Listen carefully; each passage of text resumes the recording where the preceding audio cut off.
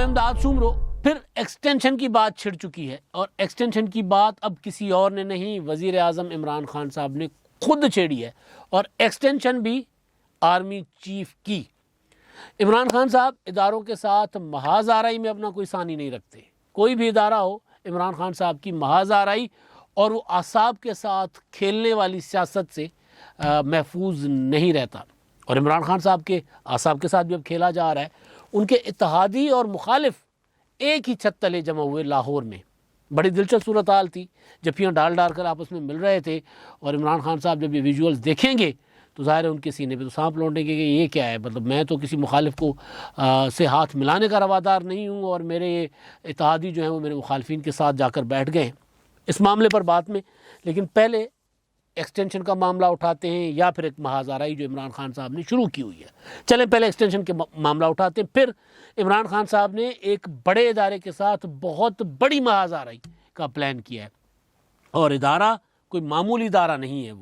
वो इदारा ऐसे नहीं है कि इमरान खान साहब कह दें कि जी मेरे मातहत इदारा है। जिस तरह DGISI वाला मामला था, तकर्रुर वाला, इमरान खान साहब का अख्तियार था DGISI का तकर्रुर अपनी मर्ज़ी से करने का और वो बतौर प्राइम मिनिस्टर उनका अख्तियार है।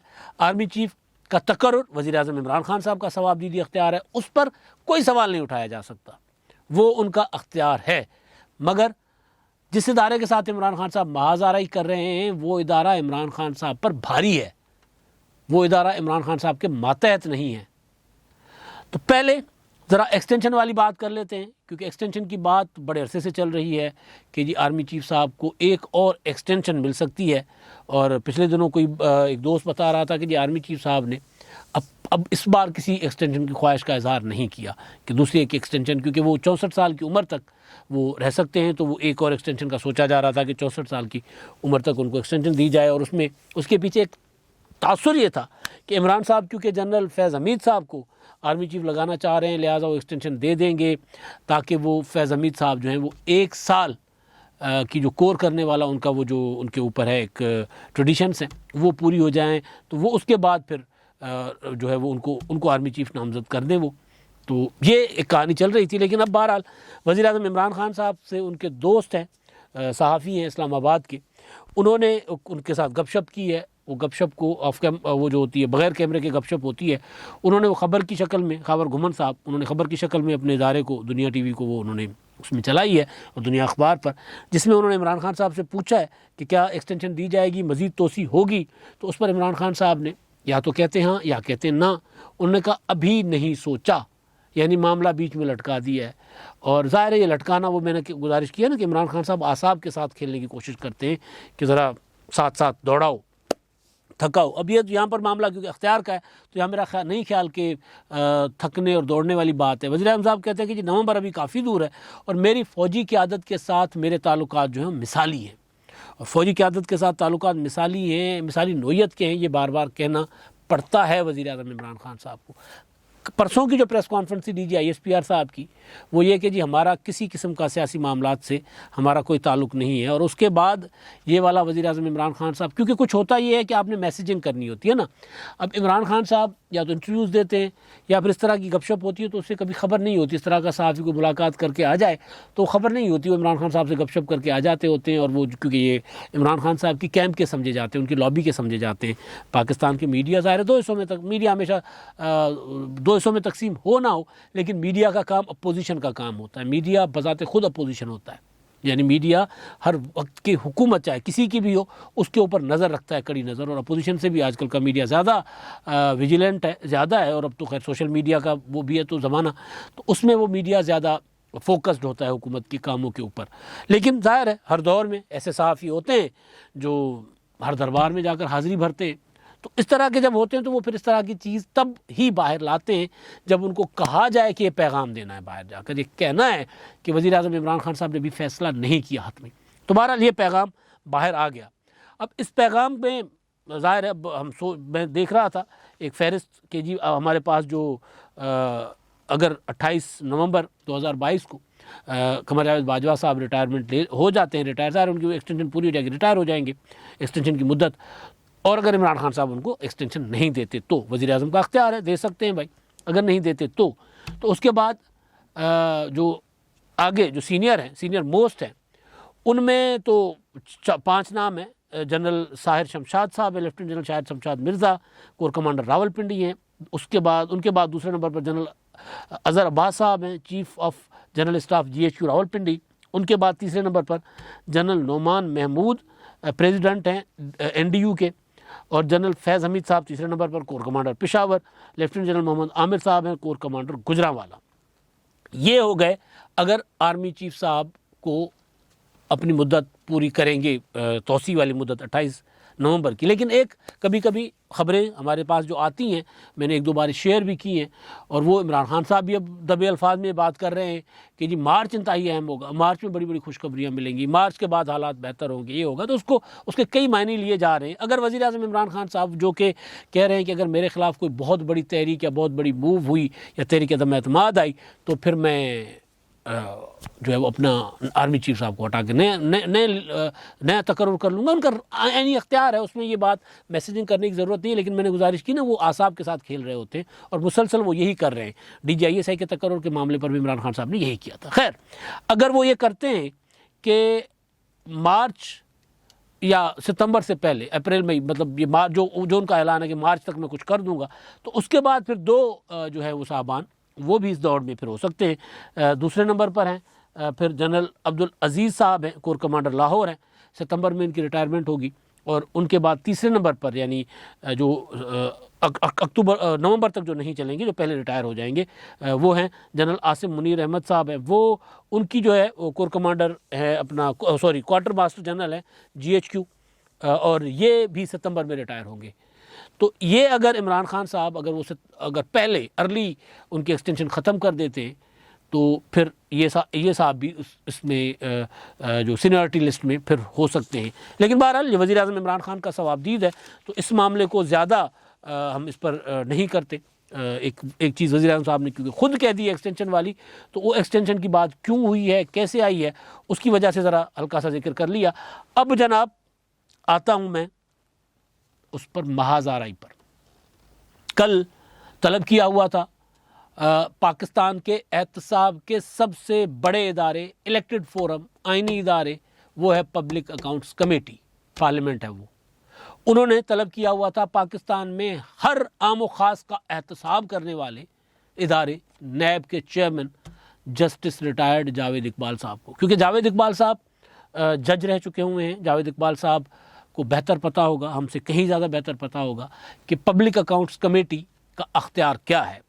तो जावेद इकबाल साहब जो हैं वो ज़ाहिर है 1-2 बार पहले भी उनको किया गया था, बुलाया गया था, और ये दावत होती है इजलास में आकर कुछ शेयरिंग के लिए बुलाया जाता है। ये उस तरह की तलबी नहीं होती जिस तरह अदालत किसी को तलब करती है। लेकिन जब अगर कोई ना आए तो फिर इस इदारे के पास, पब्लिक अकाउंट्स कमेटी, कायमा कमेटियों के पास अख्तियार है अरेस्ट वारंट का, किसी को भी गिरफ़्तार करके बुलाने का। लेकिन ये उस तरह की तलबी मैं कह रहा हूँ कि नहीं थी। लेकिन उसके बावजूद उन्होंने अपना, जब इनको कहा गया था कि जनाब हम 6 तारीख को आप आइए ज़रा, ये जो अकाउंट्स का मामला है कि आपने कितनी रिकवरीज़ की हैं और कितने पैसे जो हैं वो आपके पास मौजूद हैं, उनका हिसाब किताब, आप जो कहते हैं कि इतने 100 अरब हमने रिकवर किए, तो पैसे गए कहाँ, ये बुनियादी सवाल था। राना तनवीर साहब ने, चेयरमैन पब्लिक अकाउंट्स कमेटी, इसके अलावा अकाउंट्स कमेटी के, पब्लिक अकाउंट्स कमेटी दीगर अरकान, उन्होंने इस मामले पर, नूर आलम खान हुक्मरान जमात के और दीगर, उन्होंने शेरी रहमान साहब और दूसरे जितने भी अरकान हैं उसके, उन्होंने ये मुद्दा उठाया हुआ था। और फिर ख़बर ये थी कि जी उनको पहले बुलाया गया था, वो नहीं गए, उसके बाद दोबारा बुलाया गया, 6 को उन्होंने अपना दिया था कॉन्सेंट कि जी मैं 6 को आऊँगा। तो उसके बाद ख़बर ये आई है कि वज़ीर आज़म इमरान खान साहब ने उनको मना कर दिया कि आप ना जाएँ पब्लिक अकाउंट्स कमेटी में। अब वो जो इंटरव्यू जो मैं देख रहा था वज़ीर आज़म इमरान खान साहब का, वो जो ख़बर की शक्ल में छपा है, उसमें खान साहब ये कहते हैं कि जी हमारी सबसे बड़ी नाकामी एहतसाब का ना होना है। तमाम तर शवाहिद के बावजूद ये लोग बच निकल रहे हैं। शहबाज शरीफ के ख़िलाफ़ ठोस सबूत मौजूद हैं। क्या कोई इनकार कर सकता है कि शहबाज शरीफ ने करप्शन नहीं की? अब ये वो नुक्ता है और ये इक़दाम है वज़ीर आज़म इमरान खान साहब का कि जहाँ एहतसाब होता है सबका।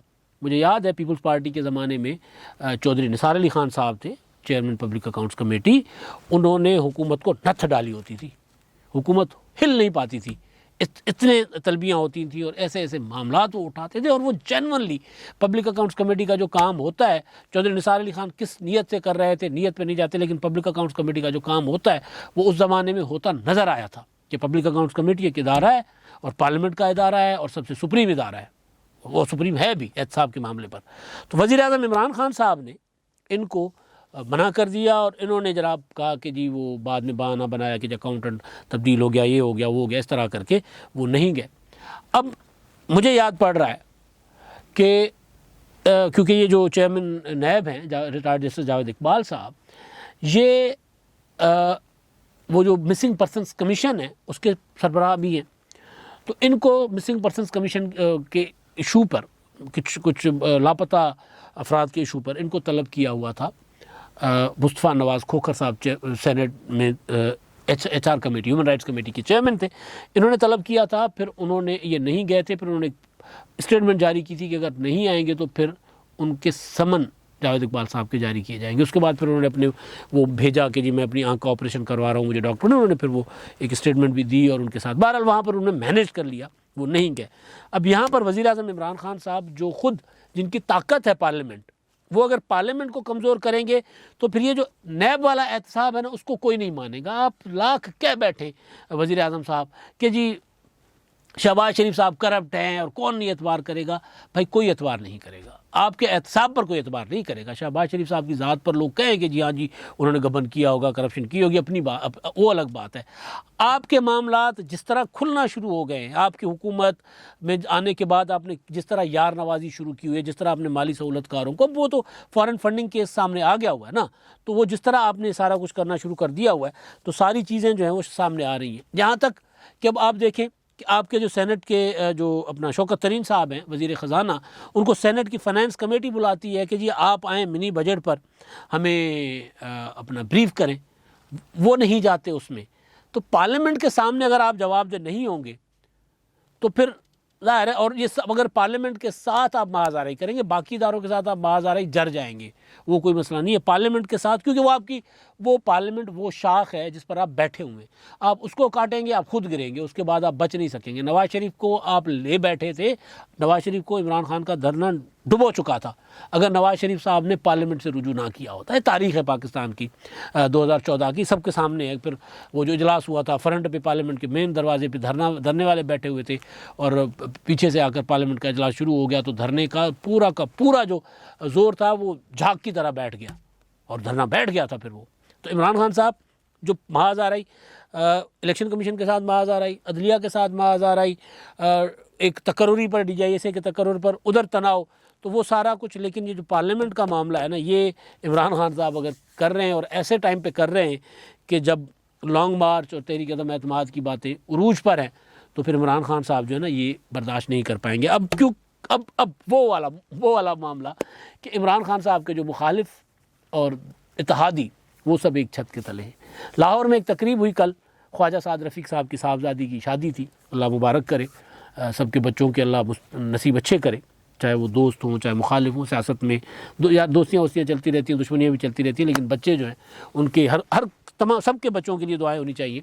तो वहाँ पर जो है वो परवेज़ इलाही साहब भी मौजूद थे, वो मौजूद, वहाँ पर तारिक बशीर चीमा साहब वफाकी वज़ीर हैं, काबीना में इमरान खान साहब के साथ अच्छे खासे उलझते रहते हैं, वो मौजूद थे। उसके अलावा वहाँ पर जो खुर्शीद शाह साहब, कमरजमान कायरा साहब, यानी हुकूमत फ़ारूक सत्तार साहब, मुत्तहदा कौमी मूवमेंट जो हुकूमत की इत्तेहादी है, उनके कायदीन, उनके अरकान, और इसी तरह इमरान खान साहब के कुछ पुराने दोस्त भी वो भी वहाँ पर मौजूद थे, और सारे वहाँ पर एक छत तले मौजूद थे। और सब ने जो सियासी, क्योंकि सियासतदान जब बैठते हैं ना, ये अब थोड़ा सा हो गया चेंज हमारे यहाँ, इमरान खान साहब के आने के बाद सियासी कल्चर ज़रा चेंज हो गया हुआ है, वरना सियासी लोगों की शादियाँ, गमियाँ, वो भी एक सियासी इज्तिमा हुआ करते थे, सियासी इकट्ठ हुआ करते थे। और वहाँ पर मतलब किसी की शादी है तो वहाँ पर आके बैठ गए, गपशप लगाई, सियासी माहौल बनाया, कोई चीज़ कोई फ़ैसला किया, कुछ बात पे इत्तेफाक हुआ, फिर उसके लिए इजलास बुला लिया, तो इस तरह चीज़ें होती है।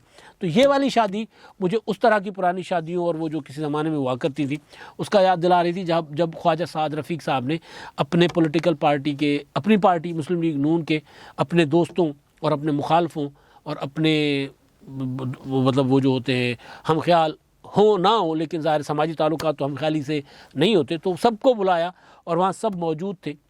इमरान खान साहब के लिए ये मनाजिर जो हैं अच्छे नहीं होते, क्योंकि इमरान खान साहब शादी गमी में जाना और मुखालिफ से हाथ मिलाना भी पसंद नहीं करते। यहाँ तक कि आपको याद होगा कि पार्लियामेंट में इमरान खान साहब जब वो हलफ लेने आए थे तो वो असल रास्ता जो था, जो शाया निशान होता है वज़ीर आज़म के, जहाँ से वज़ीर आज़म आकर अपनी चेयर पर बैठते हैं, वो उस रास्ते से नहीं आए थे। वो इधर उधर से ज़रा फलांगते हुए पहुँचे थे ताकि अपोजिशन से हाथ ना मिलाना पड़े। तो जब वो इमरान खान साहब देखेंगे कि परवेज़ इलाही जो है वो जफियाँ डाल रहे हैं खुर्शीद शाह के साथ, कमरजमान कायरा के साथ, ख्वाजा साद रफ़ी के साथ, अमीर मकाम के साथ, और वहाँ आने वाले दीगर जो सरदार अयाज सादिक के साथ और दीगर जितने भी कायदीन थे वहाँ पहुँचे हुए, उनके साथ वो अपना बगलगीर हो रहे हैं, तो खान साहब को ये मनाजिर तंग ज़रूर करेंगे। अब तक के लिए इतना ही। अल्लाह हाफ़िज़।